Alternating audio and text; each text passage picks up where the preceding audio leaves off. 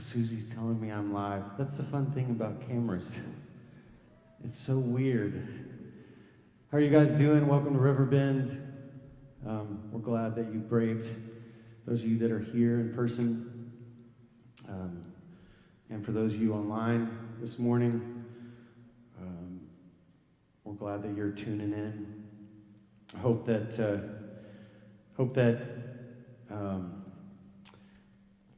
this morning can give you a sense of God's presence wherever you are. And I'm kind of hoping that my band will start playing without me having to signal anything. We're getting a rough start here, but it's going to be good.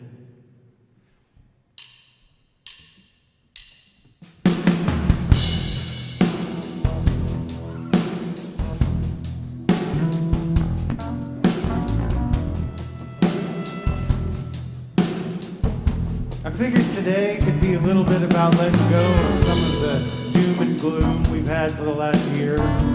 So feel free to stand. If this guy can't make you move just a little bit, then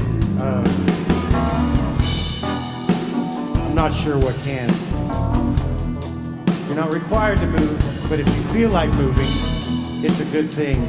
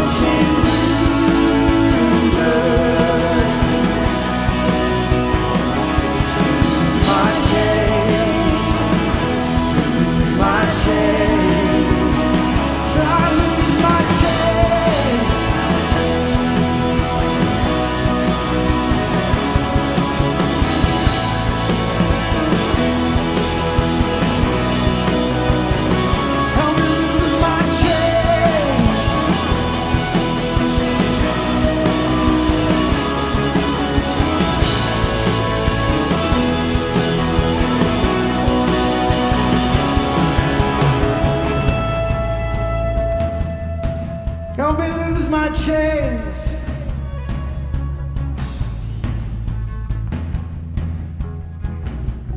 You know what we're bringing. You know what I'm bringing.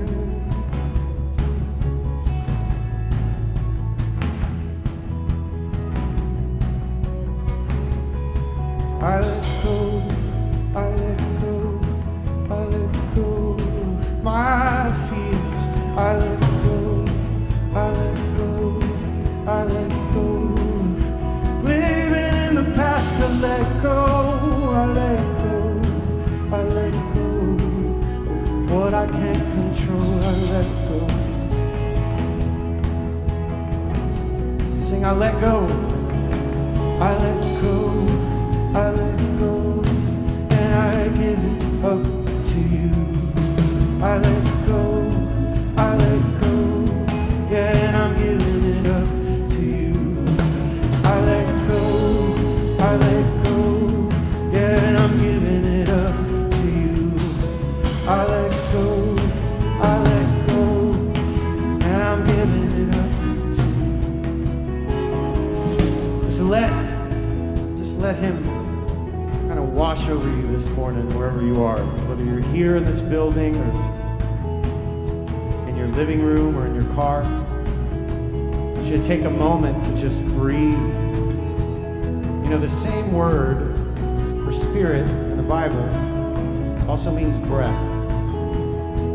And I'm taking some liberty here, but I believe there's something that happens to us if we can just allow ourselves to breathe.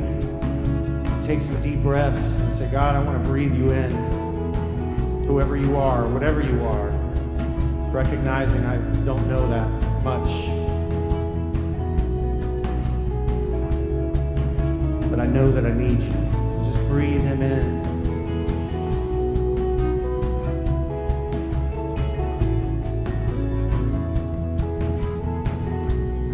I know sometimes it can be hard to focus too. It can be hard to get out of the routine or tune in to get something, to be distracted by something else. But I want to encourage you this morning to really try to partake in, try to be in this moment for whatever it is for you.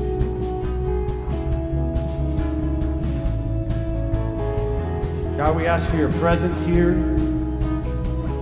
We thank you that we're even here, that we're even tuned in, and that even just that action shows some sort of desire to know you. So I ask that for each one of us here that you meet us at that place that we're at.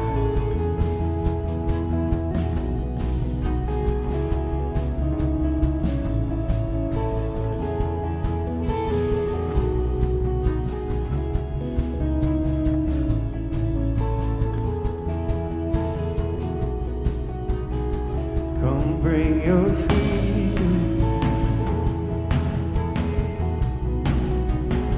Come bring forgiveness. Come bring your peace. You're my redemption. Come bring your freedom.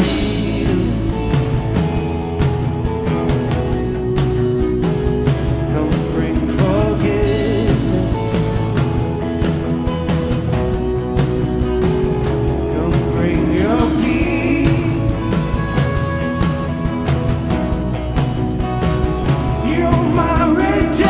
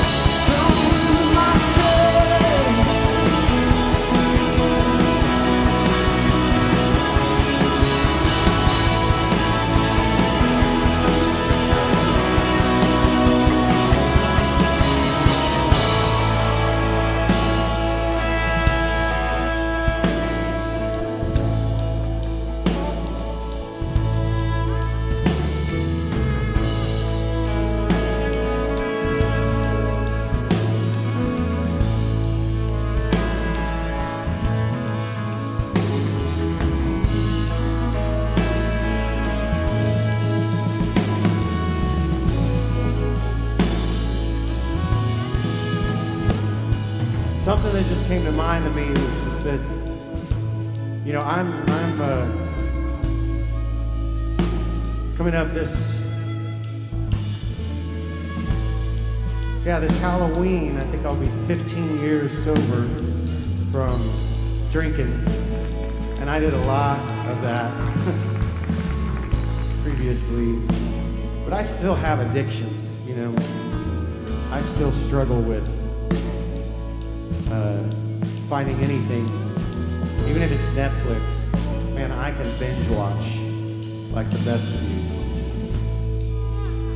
But one thing this place has taught me in a way that I've kind of learned to perceive God differently is that He is not waiting to love you while you are struggling. He's not waiting for us to be fixed, for Him to show us grace, or for Him to heal us. And I found that a lot of these bad habits or places that I operate out of from a wounded place begin to be healed by just feeling His love. So with this next song, I want you to feel that this is His intention for you. This is His desire. This is the root of where He's at and what He loves to do.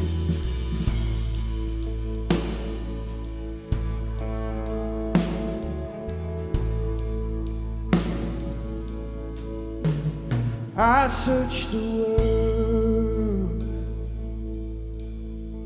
but it wouldn't fill me. And man's empty praise and treasures of faith are never enough. And you came along and put me back together. And every desire is now satisfied here in your love. And there's none better than you. There's none better than you. There's none. Nothing is better than you.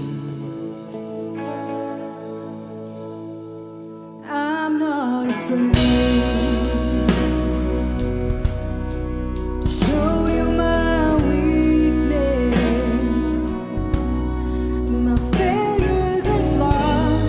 Lord, you've seen them all, and you still call me friend.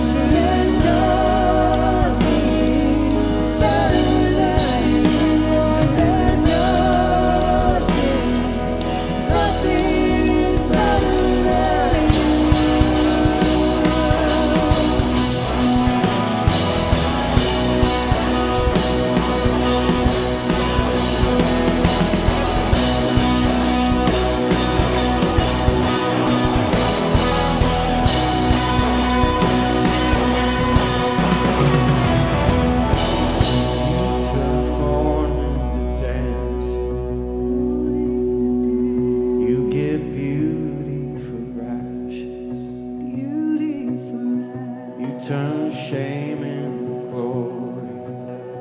You're the only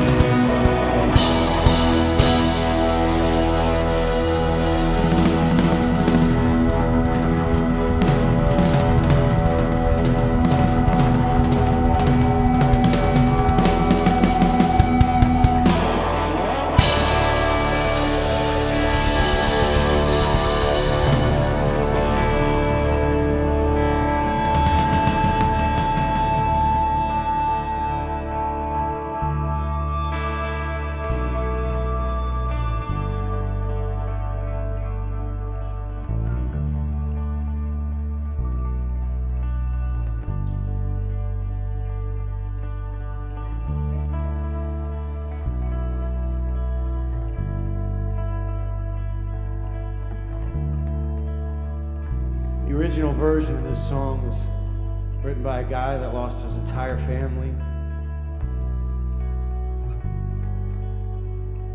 Experienced a lot of heartache and a lot of pain.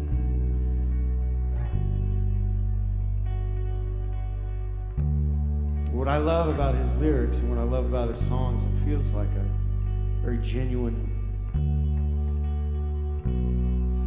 gift that he was given, that he still experienced peace deep inside of him.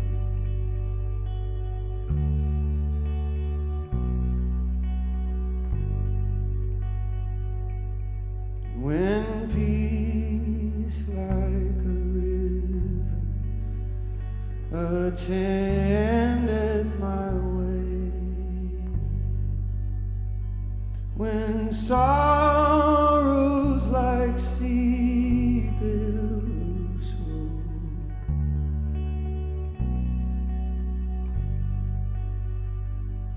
whatever my life has taught me to say, it is well, it is well with my soul, it is well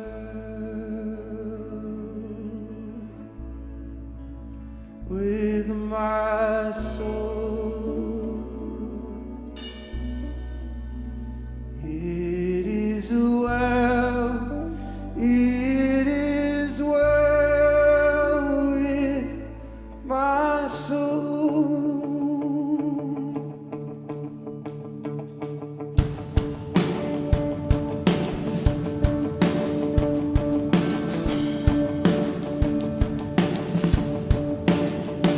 My sin, oh, the bliss of this glorious thought.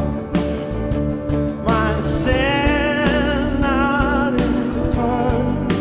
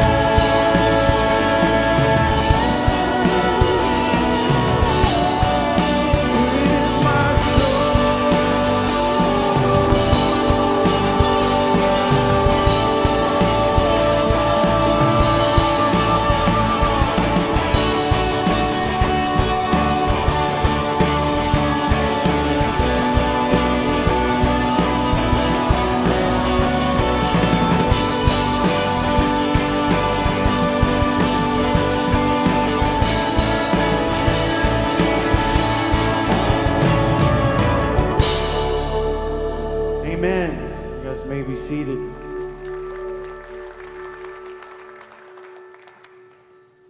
Oh, hey, how you guys doing? I was just looking at this app here. We got an app for everything now, don't we? We have an app if you're an accordion player and you need a gig, there's an app for that now. There's apps for everything. We're kind of built that way. Well, I'm really excited about an app that we just created with our volunteers, an app for our patrons who are at their food pantry and other things that need some food or need some service from us. So it's not for you. App's not for you if you're going to go look for it. But we've created an app where instead of having these long lines of cars sitting there idle and wasting gas all day, where they can get on an app and they can schedule a time to come get some food from the food bank or all the other things, and it's really efficient. It's really amazing. And just the innovation that comes from that is phenomenal to me. And it's come from our volunteers at our church who've done this. You may know Riverbend for being creative because we just saw some amazing music, or our community or our mission, those things, but we're also really innovative. And I'm really proud of that. I'm really thankful for that. Thankful again for the volunteers who've worked hard to do this. So I really think it's going to revolutionize what we're doing in ministry out in the field, and just excited to see what's going to come from that. So if you're watching online, we're glad that you're joining us. When you support Riverbend at riverbend.com/give, you help us do these kinds of things. You help us really transform and change people's lives by even innovating things. It's amazing. And if you're here today in our building, we're glad that you're here too. There's boxes all around for you to be able to give your offering in those places in a safe, social distance way. So thank you for being here. Thanks for being online. We're really glad to have you today. Would you join me as we pray this morning? Lord, we're so thankful for all you do for us. And even as we sing today, whatever's going on in our lives that may be out of control, we can come to you and know that it's going to be well. It's well with our soul. So God, I pray you give us here in the building and everybody in their living rooms peace. And they would sense that in a strong way from you, only from you. So be with us as we're generous, as we give back to you, God. Would you use this offering in a way that really glorifies you and all that you want to do? We pray this in your name. Amen.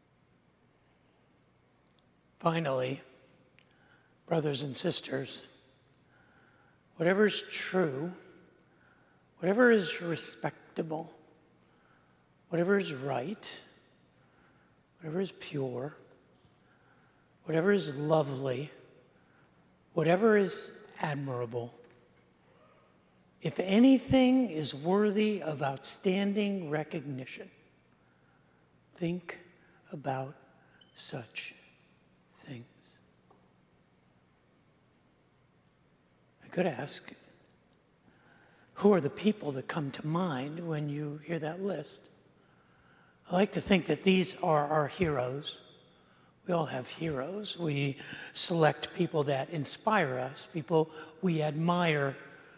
We have lists of people who we look at, and they set the bar for us. They set the standard through their accomplishments or through their behavior. Some of them have celebrity, some of them have fame, some of them have great success. Others are heroes only we know about. Heroes that come in all different shapes and sizes, sports heroes and historical heroes, even political heroes. But these are the people who we admire, people who inspire us. For a lot of years, and I'm kind of realizing that I'm making it a mission of some really strange behavior, but for probably close to 30 years, I used to keep a 3x5 card in my office. And every once in a while, I would update the names on this 3x5 card. And I don't know why I kept it for so long, but they were names of people that I wanted to meet and have dinner with. And these were famous people, and as long as they were alive, they couldn't be historical figures. I know this is kind of weird, isn't it? But I had this list, and from time to time, it would have 10 to 12 names on it. And for many years, for the better part of 20 years, there were two names at the top of the list. Two people, if I could have dinner with anyone, I wanted to have dinner, first of all, with Neil Armstrong, the first man to walk on the moon. I thought that would be an amazing person to meet and talk and just have dinner with. And the other was one of my personal heroes, Tom Landry. Tom Landry was the first person that I ever heard of. When I came to faith as a teenager at 18 years old, Tom Landry was the first celebrity who expressed his faith in the same way that I was experiencing it. And so at that time, living in Philadelphia, I became a Dallas Cowboys fan because of Tom Landry. When we eventually moved to Dallas, I was a lifelong Cowboys fan, have been a lifelong Cowboys fan, even though the last 20 years or so have been filled with grief and pain. But I was a Cowboys fan because of Tom Landry. On that list, I had some very interesting people. There was a group of men who I called the Chin Beards. One of them was the Surgeon General of the United States, a pediatric surgeon from Philadelphia named C. Everett Koop. I had heard him speak a couple times, and I thought he'd be interesting to have dinner with. Another one was Alexander Solzhenitsyn, the man who wrote the Gulag Archipelago. I thought he was brilliant and a revolutionary in his own way. And the third one was Francis Schaeffer, the Christian philosopher. And they all had chin beards, so I thought maybe I would have a chin beard dinner with these three very interesting fellows. But these were the people who I thought, they've accomplished so much. They're so brilliant, or they have so much to offer. I would love to have time with them. I considered them in my category as heroes.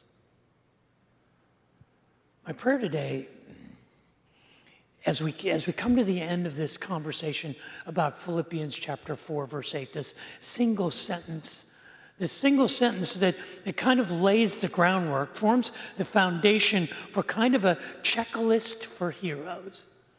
It's an instruction in how to think when we don't know what to think. It's an invitation to be inspired, to admire. And my prayer today is not just that we would see this checklist and think, okay, these are some things that I would like to be or things that I admire in others. There's something more going on. And my prayer today is that we would understand the significance of that. You see, it's very easy to take Philippians 4:8 and turn it into a starter kit for heroes. That these are the attributes of generally considerable heroic people that we would consider to be inspiring and people who leave us with a sense of admiration. People who are truthful and people who are respectable and people who are righteous and people who are pure and people who are beautiful and people who are admirable and people who are worthy of our recognition.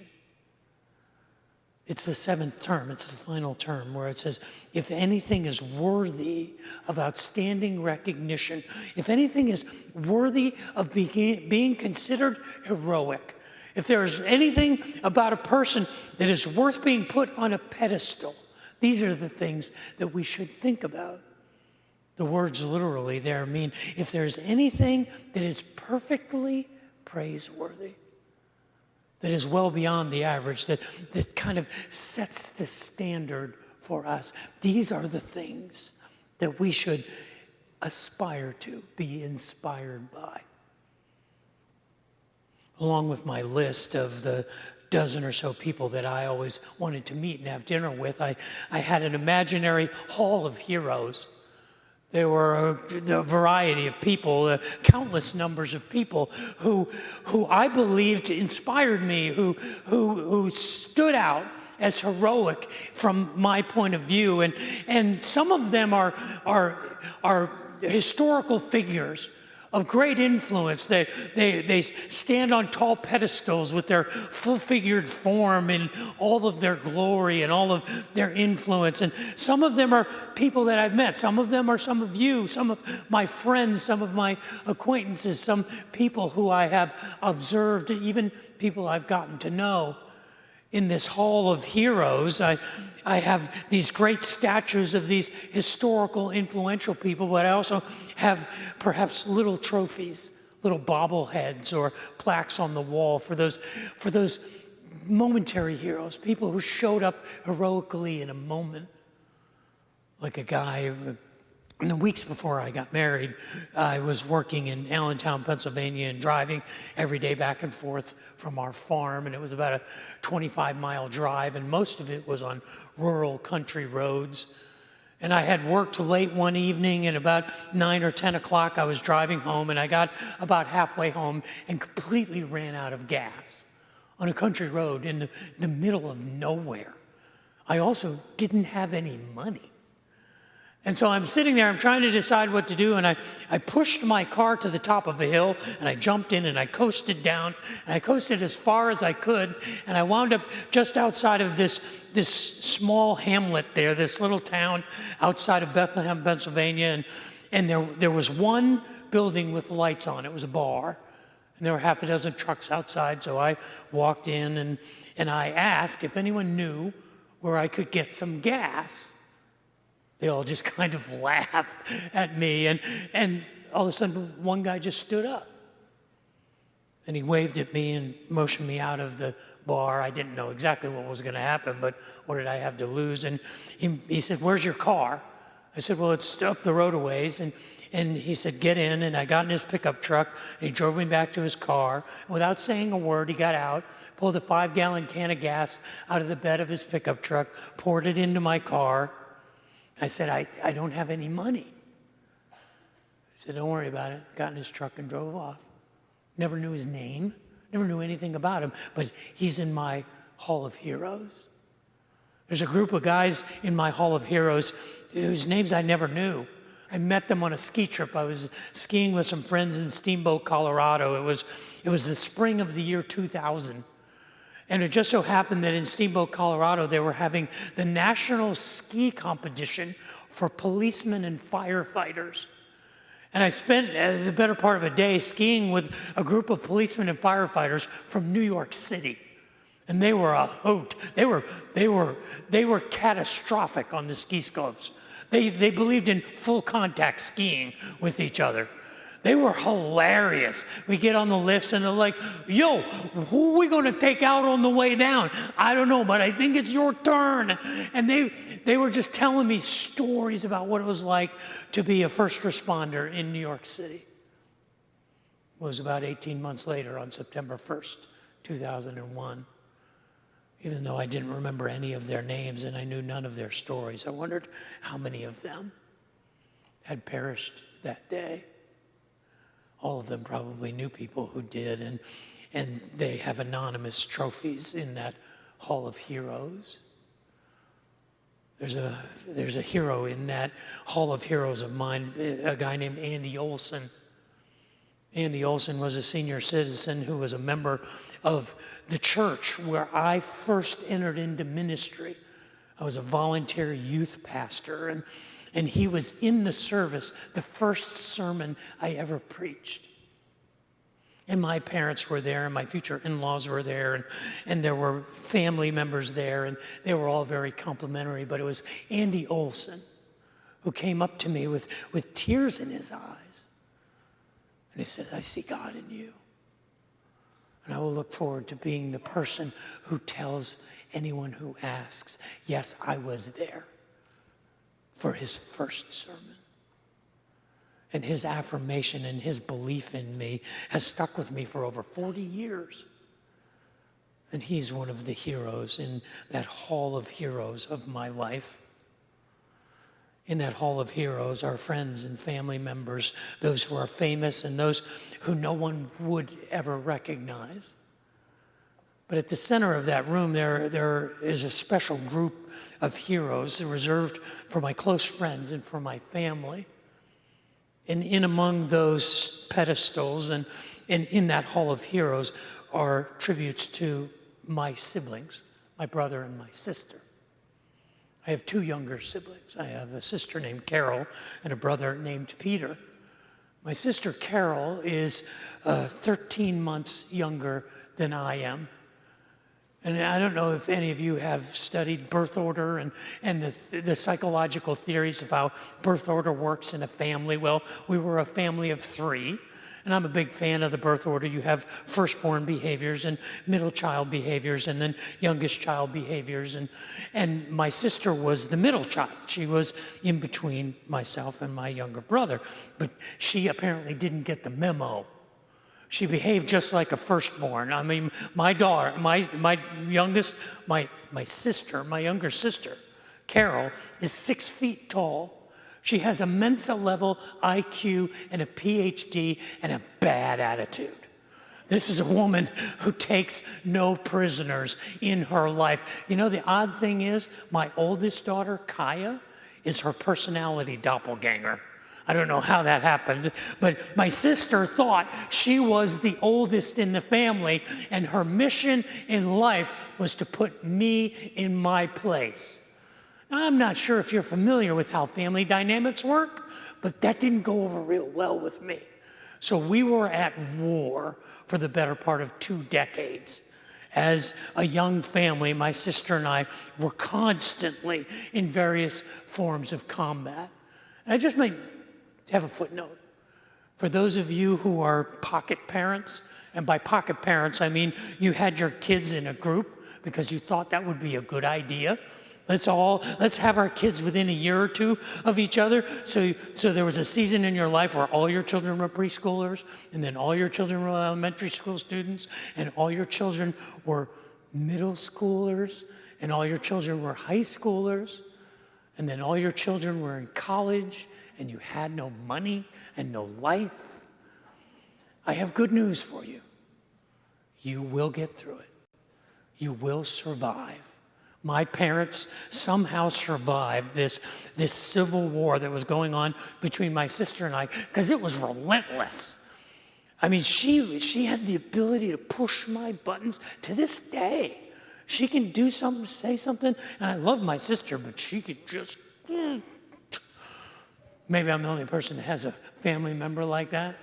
I remember when we were probably 8 or 10 years old, and we were out playing in the snow behind the house, and she did something or said something that set me off. It didn't take much. She was about 20 yards away from me, and I just took off after her. I was going to bury her in the snow. And she got to the house before I did, and she ran in through the back door, and the back door of our house had these louvered glass things in it, you know. And she came in and locked the door, and she's back there taunting me. Well, I had mittens on, so I punched her right through the glass window. Not really smart at all, because there was a screen, so I never hit her. I just broke the glass in the window, which I had to pay for, and I was grounded, and all of the punishment came down. She won that round. But that was the reality of my relationship with my sister. My brother, Peter, is 6 years younger than I am. And from the day that he was born, his life was a struggle. See, he was born with a congenital heart defect. I didn't know what that meant. We didn't know at the time. My parents said he had a hole in his heart. And there was no corrective surgery at the time. He was 10 years old before he went into New York City, and at the time, he was the second youngest child in America to have what they had called open heart surgery to repair the hole in his heart. Over the course of his lifetime, he's had more major surgeries than I've had visits to the hospital. He's had back surgery, had his spleen removed. In fact, the earlier part of this year, before COVID, my brother was in the ICU and he was dying, and none of the doctors could figure out why. His blood count was dropping, and they were running a bunch of tests, and every day he got worse and worse. And then one day they gave him some drugs and he got better, and they still don't know what was going on. That was his life. His life has been this series of relentless challenges. But not only that, he was the pawn in the civil war between my sister and I. If he was on her side, I was against him. If he was on my side, my sister was against him. He grew up with no peace. He grew up in conflict, and it kind of shaped his personality. And for some reason, I was his hero. He would walk around and he would say, Dave, what are we going to do? And he was always bugging me. And I was always throwing him around and telling him to go away. And I remember I brought a girl home to meet my family for the first time. And we were sitting on the sofa in our living room. We were just sitting there. And all of a sudden, my brother Pete, like a ninja, comes flying across the living room and tackles me from behind. And I did the appropriate thing. I lifted his body up and I slammed him down on the ground, and then I dove on top of him with my head and I drove him into the ground like a WWE fighter, and I got up and I said, stay down. I sat down next to her. She married me anyway. She's sitting right there. She can tell you that story. This was my relationship with my brother. When I got married, when Diane and I got married, he was the best man in my wedding. He was still in high school at the time, and he finished high school and then went to college in Philadelphia. We moved to Dallas so I could be closer to Tom Landry. And I began my ministry there in Richardson, Texas. And after he graduated from college, he said, I want to move down and I want to work in your church. And I said, church is too small. We can't hire you. We can't give you a job. He said, no, I just want to come and help. You don't have to pay me. I got him a job working as a bicycle courier in downtown Dallas, and he spent all of his free time working with the students in our little church in Richardson. He also got involved in a thing called Young Life. Have you ever heard of Young Life? He was involved in the Richardson area club in Young Life. They had a super program. 200-300 kids every week would come, and Pete was heavily involved with them. And all of this, he volunteered. After he had lived in Dallas for 3 or 4 years, he came and he said, I'm taking a leave of absence from work, and I'm going to go on summer staff with Young Life at a camp in Northern California called Woodleaf. And Pete then packed his stuff in his car and he drove up to Northern California, up to the Sierras, up to Lake Tahoe to spend the summer there, and he never came back. He stayed there for 20 years. He worked in the camp as just a handyman, as a guy who did whatever needed to be done. He lived in basements and in attics and in ramshackle trailers on the property. He barely made any money. And in case you're wondering, when you're a young single man and you move to the woods of Northern California, there's not a lot of dating opportunities. Tinder takes on a whole different meaning in the woods of Northern California. I said, Pete, have you met any women? And he said, yes, but they all have beards. And I said, okay, that's a deal breaker right there. And so Pete labored for 20 years as a staff person there in the woods of Young Life, serving the hundreds and thousands of students who would come through that camp and serving the families that lived on the property and that worked there as counselors and as operations people in the camp. And Pete did whatever needed to be done. In fact, in the middle of his tenure there, he was accused of inappropriate behavior with a child.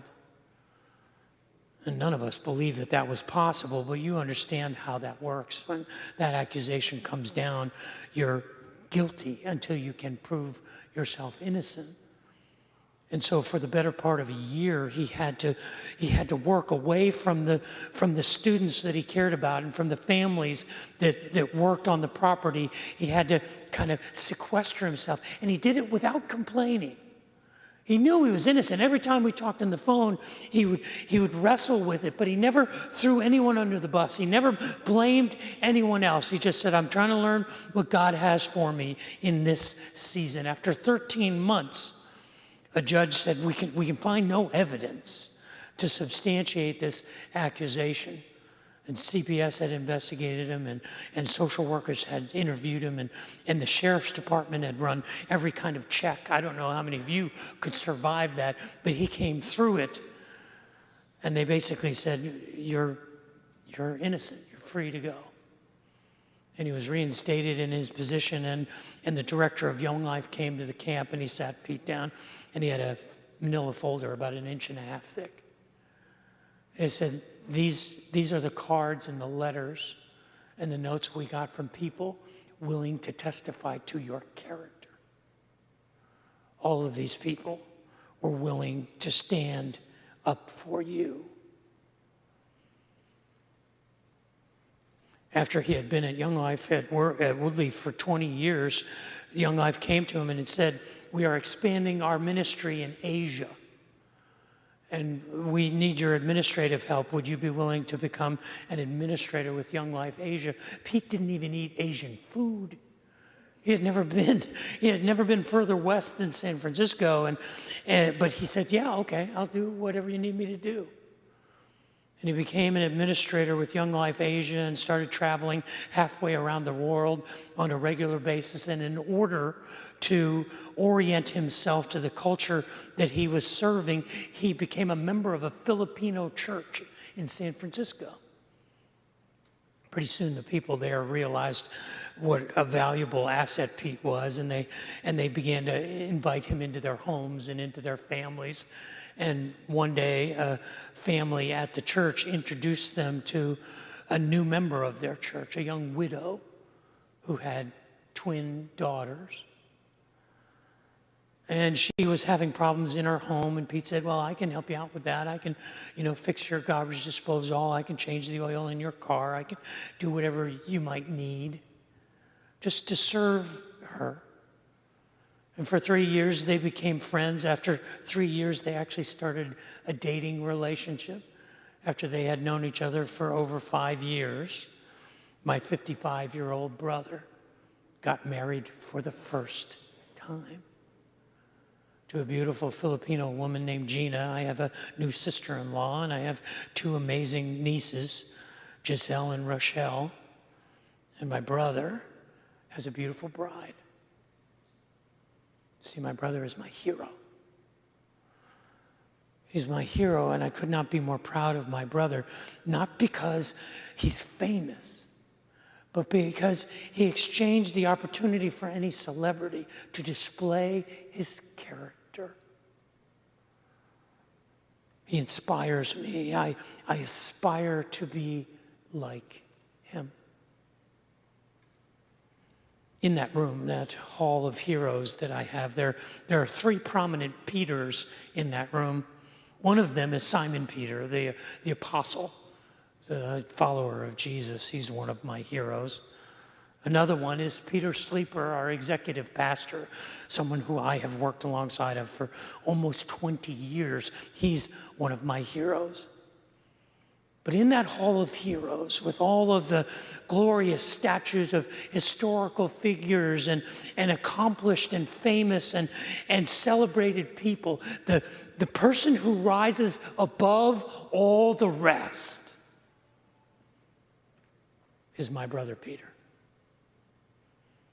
Not because he chose fame, but because he chose faithfulness. You see, I think this is what Philippians 4 is inviting us to consider. It is a starter kit for heroes. It is the checklist for faithfulness. It is to look for in others truthfulness and respectability and righteousness and purity and beauty and things that we can aspire to and admire. And above all else, as a sort of a catch-all, anything that is worthy of being celebrated and recognized and put onto a pedestal. See, the reality is who we identify as our heroes tells us more about ourselves than it does about them. It tells us that that's who we aspire to be. These are the things that inspire us. And this is my prayer today. My prayer is not that we would just go through the list and see if we could check these off or measure the people that we meet according to some unattainable standard. That we wouldn't see this sentence in Philippians chapter 4, verse 8 as something to avoid, but something to celebrate, something to aspire to. But more than that, something to become. Because it's not enough to just have heroes. It's important to realize that we are all called to be heroes. I don't have that list anymore, but when I did have that 3x5 list of my preferred dinner guests, there was a name that I actually only ever had to take one name off because I actually had dinner with that person. The person whose name was on that list for many years was Roger Staubach. And I was living in Richardson, Texas, and just as it so happened, Roger Staubach's best friend from the Navy, a pilot that he met after he got out of the Naval Academy, his best friend was named Tom, and Tom and his wife and his 2 sons were members of my church in Richardson. And Roger and Tom had bought houses next to each other. And those legendary, if you ever heard of Roger Staubach's pickup basketball games, and his driveway, they were true. I was there. I played in those games. Roger Staubach had pickup basketball games with NBA players. And here's Dave, just, But I touched his Heisman Trophy. I touched it. I actually had dinner with Roger Staubach and his wife. When Tom's wife died, there were 3 people in the room with her, me and Tom and Roger. He remains one of my heroes because he is as advertised. And even though I don't keep that list anymore, I imagine there's a couple people I would love to have dinner with. Can you imagine having dinner with like Bono and Bob Dylan? How bizarre would that be? What an amazing time. I wouldn't have to say anything. I'd say, Bob, Bono, Bob, and just listen. Because these are the people that I admire. They inspire me in that hall of heroes, on those pedestals and on those trophies and plaques, are the people who I aspire to be like. The question isn't really, who are your heroes? The question is, are you worth being a hero? We all have heroes. The real question is, whose hero are you? Be a hero. See, the bottom line, finally, brothers and sisters, is whatever is true, whatever is respectable, whatever is right, whatever is pure, whatever is lovely, whatever is admirable, if anything is worthy of outstanding recognition, think about such things.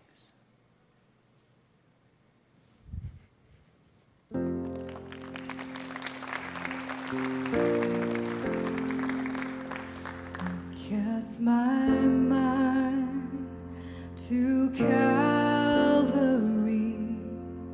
where you bled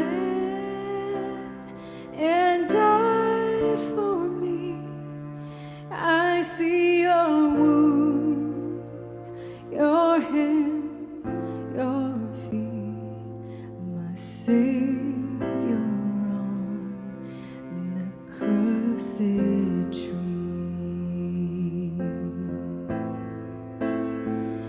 I cast my mind to Calvary, where you bled and died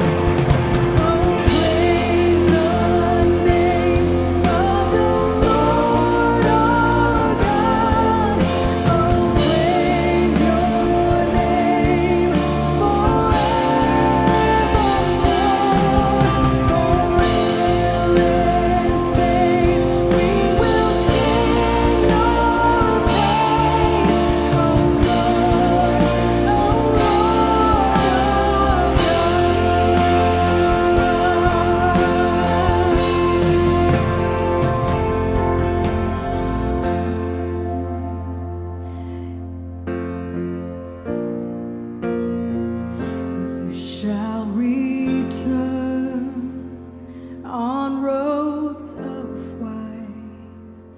The blazing sun shall pierce the night, and we will rise among the saints, our gaze transfixed upon your face.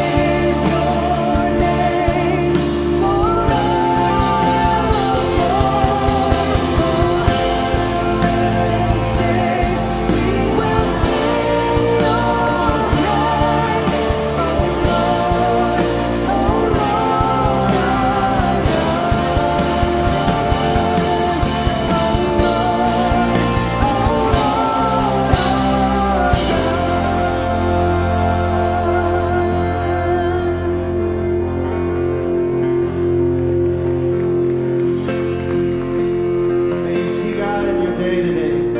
May you see Him in your week. May you see Him through the people around you. May we see Him as our hero. May we be heroes to others. God bless you guys. We'll see y'all next week. Go in peace.